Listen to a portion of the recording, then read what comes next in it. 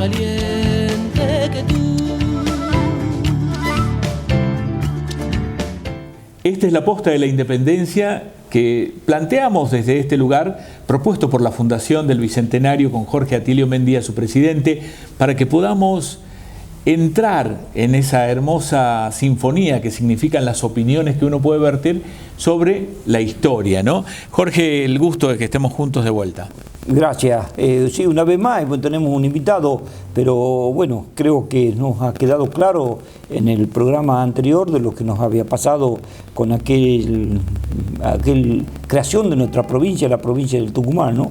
La verdad que no sé si te habrá pasado, pero había mucha gente que me preguntaba esos mapas, cómo era el tema, y que bueno, que querían saber un poco más, y le decíamos que bueno, ya próximamente vamos a hablar más del tema, ¿no? Yo creo que amerita una continuidad en la que podamos, sobre ciertos aspectos que nos han devuelto, que quieren saber más, claro está, porque para muchos ha sido una novedad absoluta, que nunca habían tenido referencia sobre eso, y fue muy esclarecedor poder haberlo acercado casi en el tiempo en que se conmemoraba esto de la fundación de la provincia del Tucumán, ¿no? Con tanta claridad, ¿no? Así es. Bueno, el maestro Galván, que está con nosotros, ya un invitado, que debe ser uno de los pocos invitados que vuelve al programa. Sí, repite de grado, repite. Ahora, ¿hacer repetir de grado a un profesor o un maestro? Gracias por la invitación. Bienvenido. Porque es un gusto poder hablar con tanta libertad, que es esto, ¿no? Claro. Es decir, la libertad y hacerse cargo de las opiniones, porque después puedo decir una gansada y pueden criticarme sin ningún problema, porque nosotros, sobre todo, yo aprendo de los errores. Cuando meto la pata y me dicen, mira, metiste la pata, aprendo. Es decir, no está la omnipotencia del saber. Pero, profe, el tema de tu condición de educador te ha hecho que seas muy cauto en eso, porque a los alumnos quizás es la única oportunidad que tienen de tener contacto con un hecho histórico y se lo tenés que contar bien, o por lo menos lo más objetivo que se parezca, ¿no? Y dejando la salvedad de que si hay alguien que objeta en esta búsqueda de la verdad histórica, no hay ningún problema que debatamos, para eso estamos, ¿no? Claro, y ahí se produce el crecimiento. El crecimiento del conocimiento. Seguro. Hay un tema que estaban conversando fuera de aire ustedes, que tiene que ver con Paraguay, ¿no? Sí. Bueno, preséntenlo para que así podamos comenzar a exponer. La idea del profe Galván es que, bueno, quiere presentar un libro. Sí. Vamos a presentar un libro acá en la Fundación. Acá en la Fundación. De lo que es el tema de la guerra del Paraguay. El 1 de noviembre, a las 19:30, 20 horas, por el autor, que es un literato y además político de la Patria Grande, que ha escrito mucho ya de poemas históricos y de épicas en varias producciones, comenzando con este autor del libro sobre la guerra contra el Paraguay, es Eduardo Mariano Lualdi, que a la vez es presidente del Foro Patriótico y Popular, del que yo soy integrante. Así que es uno de mi equipo, digamos, ¿no? Que además tiene una formación y muchos años de trabajar en esto, de la cultura y las letras en un formato patriótico. Todas las causas de la patria, la de la guerra del Alto Perú, tres escritos sobre Belgrano y sus distintos momentos, pero desde el punto de vista de la poesía, de la poética. Entonces, ese es el motivo. ¿Y por qué Paraguay? Porque ¿en qué escuela o en qué formadora de formadores se enseña las distintas versiones? Por lo menos hay una versión oficial, que fue una gesta de la formación del Estado argentino, la guerra contra el Paraguay. Entonces, es motivo para los patriotas conocer la otra versión, la versión del otro lado, ¿no? Es decir, la versión del pueblo paraguayo, que fue sometido a una escandalosa guerra en contra de los intereses británicos, que estaban detrás de las tres repúblicas que generaron esta guerra: el Mitre, el imperio esclavista del Brasil, y los blancos del Uruguay. Entonces, tomaron como pretexto, porque esa es la base, ¿quién agredió? El agresor era el ejército paraguayo, que fue en ayuda de los colonos de Uruguay, que pasó por Corrientes. Ese es el pretexto. Pero en realidad, los fines están con los resultados de la guerra. Que para Mitre era un paseo que pensaba hacerlo en 2 meses. Y se enganchó Sarmiento y lo mandó al Dominguito. Dominguito, un tilingo porteño, sí. ¿no? Que vestía a la usanza europea y traída los paños de Europa para lucirse, y cayó en las trincheras paraguayas. Y lo presentan como un gran héroe, para nada. Entonces le dice la verdad histórica. Es mi versión y podemos discutirla. Claro. ¿No es cierto? Es decir, caer íconos que para nada son íconos y para nada nos enseñan a nosotros. Ese paseo costó años de guerra. Sobre todo, muchos argentinos que iban engrillados, que iban a las muertes, digamos, en levas forzosas. Por lo tanto, la historia con la pasividad de Urquiza, porque Urquiza se hizo el otro, y de hecho apoyó, pero entonces, en este caso, los urquicistas como Felipe Varela fueron convocados por Urquiza, pero en el medio se dieron cuenta de la barbaridad que significaba, y con su tropa partió y rompió y volvió con sus tropas a Catamarca. Esa es una de las expresiones de los que levantaron tropas contra la guerra. Claro. ¿Sí? Y así le fue después. Cayó toda la venganza sobre Varela. Pero ilustres, digamos, argentinos como Alberti. Alberti fue un militante contra la guerra del Paraguay, contra el Paraguay. Sí, sus escritos así lo testifican, ¿no? El crimen de la guerra. Claro, claro. Se refiere a esa guerra. A la guerra del Paraguay. A la guerra del Paraguay. Claro. Entonces, José Hernández y el hermano, es decir, Guido y Espano, que era hijo de un general sanmartiniano, del general Guido, es decir, se levantaron, y muchísimos más que pagaron con cárceles el oponerse a la guerra, esta guerra contra el Paraguay, ¿no? Que fue una guerra tan cruenta, tan terriblemente cruenta, que liquidó casi el 98% de la población masculina del Paraguay.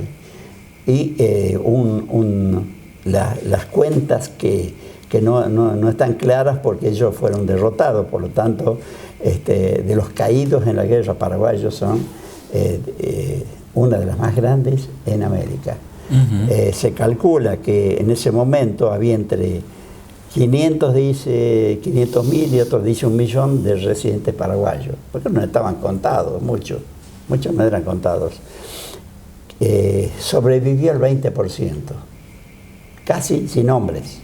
Claro, Casi increíble. sin nombre. Ahora, profe y Jorge, hacemos una pausa y vamos a organizar esta información, porque han quedado muchísimas preguntas de este primer segmento. Sí, sí. Ya volvemos en la posta de la Independencia.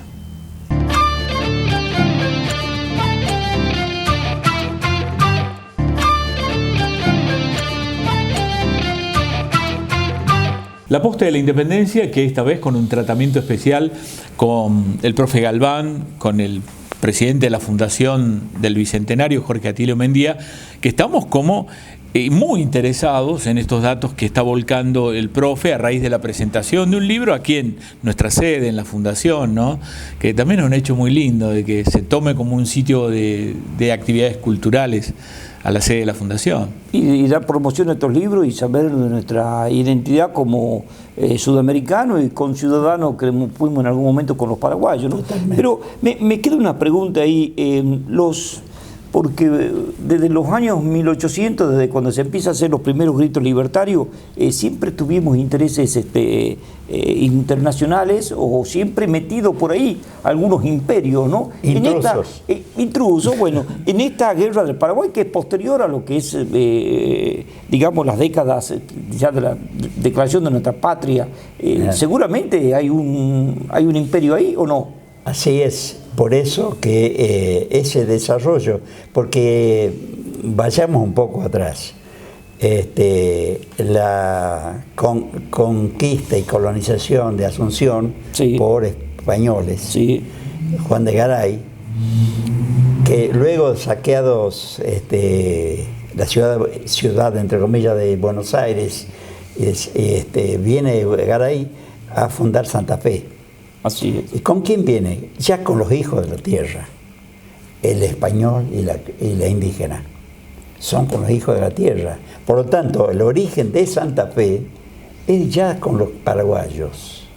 Así que saquémonos esa campaña feroz que hay contra nuestros hermanos bolivianos y paraguayos residentes en la Argentina. Por eso es importante este debate y este conocimiento a través de la poesía. Bueno, siempre nosotros hablamos de las Provincias Unidas de Sudamérica. Exactamente. Esto de las repúblicas desunidas de nuestra pobre Sudamérica, ¿no? Sí, la balcanización por parte del Imperio Británico.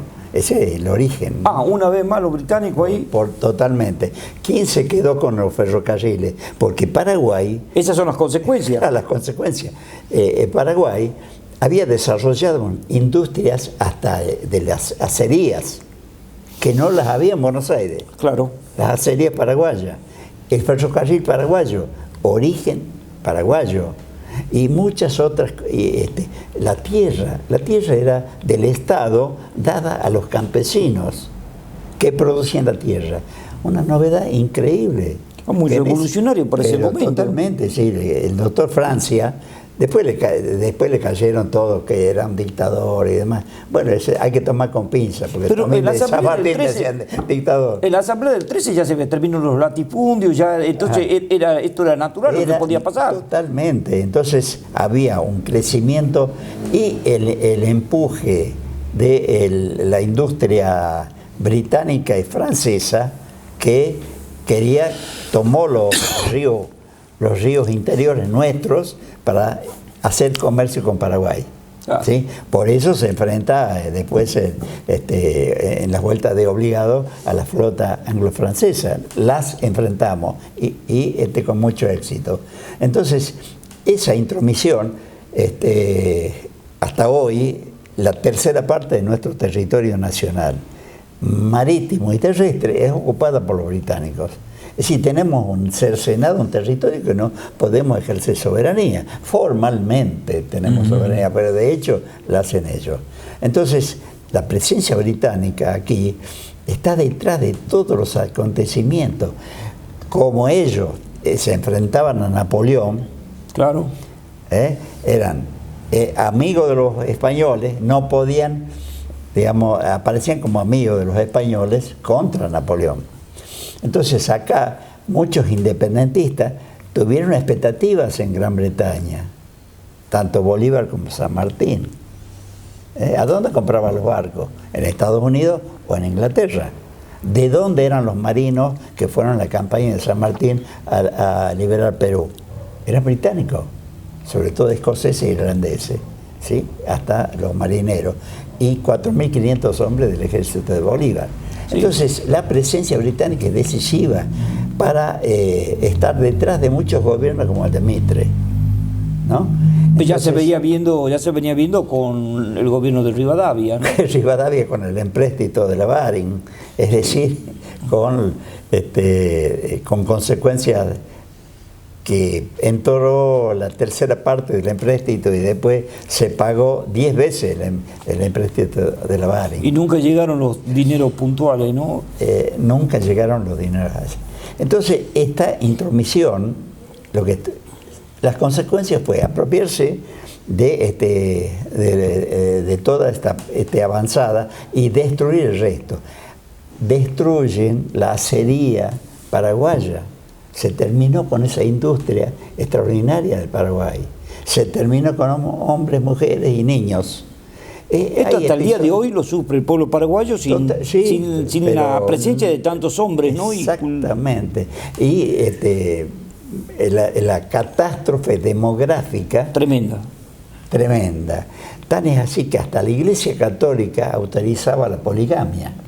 Claro. Para que, digamos, haya apariciones de niños y de paraguayos, que quedaron muy pocos hombres, claro, ¿verdad? Y el heroísmo... Te hago una pregunta como docente, como profesor. Nosotros en ese momento, acá en lo que era nuestro territorio nacional, teníamos casi un 80%, un 75%, según los censos educativos, de analfabetismo. Totalmente. Me imagino que en Paraguay se llegaba... porque para llevar una guerra así... El Paraguay era la avanzada cultural, porque para tener ese desarrollo... Perfecto. De industrial que tenía que tener con conocimiento, con formación, con cultura. Hasta hoy es dominante el guaraní, y la sangre guaraní está presente. Y era una de las provincias unidas. Así que Belgrano, cuando vaya y lo manda, se da cuenta en 1811, cuando se da cuenta en el camino que no era así la cosa, y se lo hacen saber los paraguayos, que no era que iba un paseo. Entonces, luego de ser derrotado por el ejército paraguayo, entra en conversaciones con los triunfadores. Uno de ellos es el general Yegros, y Yegros sigue a Belgrano y conquista la independencia, decreta la independencia del Paraguay de España. Entonces ellos son celosos de su independencia. Termina enjuiciado Belgrano, ¿no? Lo enjuiciaron y si no lo sometieron a fusilamiento fue de casualidad, porque ningún soldado, ninguno, ni oficial ni nadie, declaró nada contra Belgrano. Ahí hay unos dichos que aprovecho para ponerlo. Hay unos dichos de Monteagudo, puntualmente, que ya hablaba, decía, pero ¿qué pasa? Estamos peleando por la independencia, enjuician a Belgrano por el tema del Paraguay, nosotros tenemos una batalla próxima que es la batalla de Huaki, y capaz que la tengamos que perder a la batalla de Huaki, claro, porque la tropa no sabe, y ahí empiezan los problemas nuestros, y por eso se pierde Huaki, ¿no? Así claro, que fíjate vos qué interesante cómo vamos a unirlo, esto lo del Paraguay, lo de Manuel Belgrano, cómo la tropa, digamos, decae un poco en lo que se estaba produciendo en el Alto Perú, y Monteagudo ya estaba preocupado por lo que podía pasar. Se pierde Huaki, y por supuesto es un ejército que viene en derrota.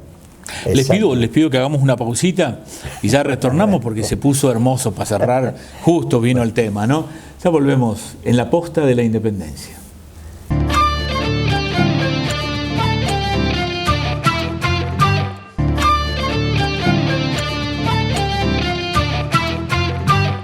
Retornamos a la posta de la independencia, que estamos sosteniendo una hermosa charla con nuestro invitado y con el presidente de la Fundación del Bicentenario, Jorge Atilio Mendía. Y vinculaste el tema de un gran líder para nosotros, el general Manuel Belgrano, y esta situación azarosa que el profe Galván dice, se salvó, no sé por qué, se salvó Belgrano, ¿no? De ser ejecutado, de ser fusilado. Así es, bueno, y después la batalla de Tucumán, después la asamblea del 13, y se termina los latifundios. Pero algo me hablaba vos de los latifundios, así que después lo conectamos con esto, ¿no? Así es, por eso parte del desarrollo paraguayo del campo agrícola paraguayo es que las tierras eran del Estado y daban en usufructo a los campesinos. Los campesinos producían en la tierra y eran vendidos por el Estado. Mirá qué cosa interesante. Qué mecanismo tan interesante, ¿no? Por eso había que liquidarlo a Francia y luego a Solano López, los jefes claro, de esa república. Además, una república que no era antifederación, no, eran un desarrollo autónomo, pero con contactos. Inclusive ahí va Artigas a morir. Cuando Artigas es derrotado, va con sus últimos restos, va al Paraguay y va y muere en una finca donde se dedicaba a la agricultura. De esas fincas, de esos predios que eran de la población, de los campesinos, pero era propiedad del Estado. Ahora, ¿quién se quedó con esas tierras? La parte selvática, digamos, de la Amazonia paraguaya quedó para el Imperio brasileño. Y, digamos, las estancias de los estancieros de Buenos Aires, los aliados, dueños de muchos miles de hectáreas de Buenos Aires, se apropiaron de las tierras en el Paraguay. En este momento no recuerdo el apellido, el nombre de algunos de ellos, pero es así. Y pero el desarrollo de la guerra fue tan terrible, que nos vendieron gato por liebre a nosotros. Nosotros hacemos himnos digamos, a las victorias en Paraguay, ya no recuerdo los nombres de las dos batallas, Curupaytí, y sobre todo, donde de enfrentarse 20.000 soldados unidos del ejército que atacó, perdieron 4.000 hombres, la mayoría argentinos, y 120 paraguayos.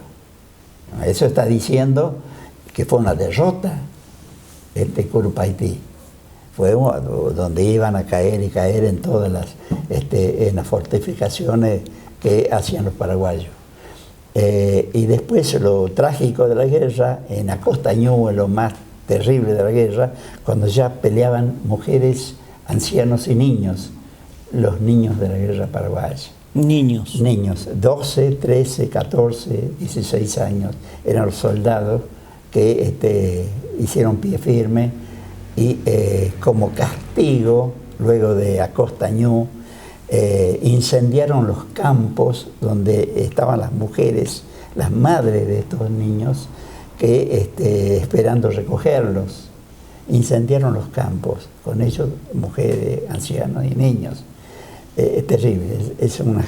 Por eso Alberdi, como anuncié antes, escribe y hace campaña en Europa contra la guerra. Entonces hay que leerlo a Alberdi, hay que leerlo a José Hernández. José Hernández tiene escritos, nosotros lo único que conocemos y difundimos es el Martín Fierro. Sí. Pero los otros, además fue diputado José Hernández. Sí, claro. Hizo campaña, páginas memorables contra el asesinato del Chacho Peñalosa. Es una página digna de ser revalorizada, así como condena a la matanza de los oficiales uruguayos del ejército de Mitre. Esa patria que se había creado para las Provincias Unidas de Sudamérica, ya estábamos totalmente muy lejos. Estábamos lejos, porque empezaron a primar los intereses del puerto, en el caso de la Argentina, ¿no es cierto?, los intereses del puerto, y en las repúblicas independizadas, también una casta privilegiada se fue adueñando y apropiándose de todo el sacrificio y de la guerra y de la pérdida de hombres y de ilustres generales como Bolívar, San Martín y demás, y Belgrano y demás, que hicieron el gasto para que minorías se apropiaran de los frutos de esta independencia de estos países. Sin ser pesado.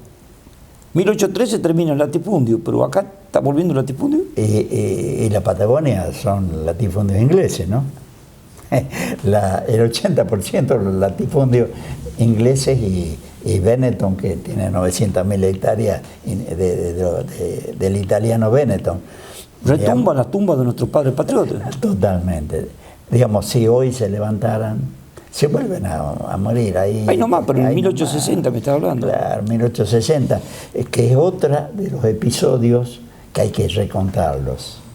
Yo, porque soy partidario de Felipe Varela, estudio, y hay nuevos estudios muy, muy buenos de catamarqueños y riojanos que están contándonos otra guerra, la guerra de las provincias, que tenía un dominio desde Mendoza, los federales, Mendoza, San Luis, hasta Bolivia y parte de Chile, de esos patriotas que tenían esa idea de Monteagudo, ahí la continuidad.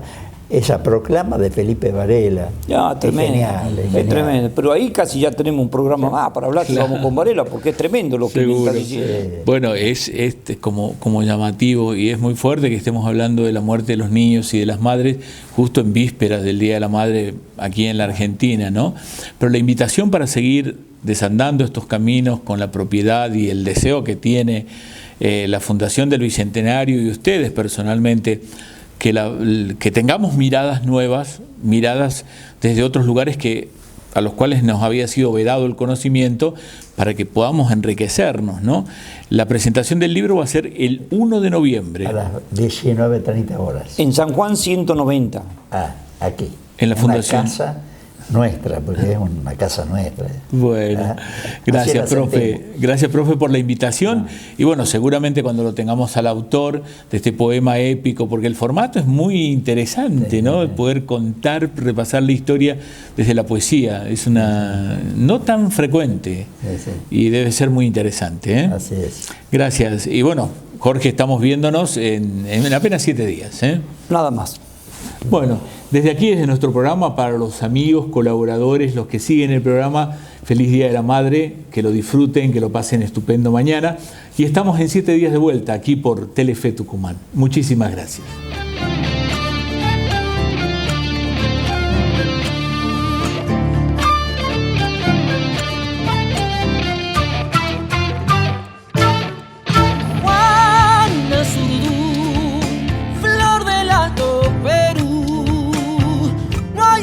Capitán más valiente que tú.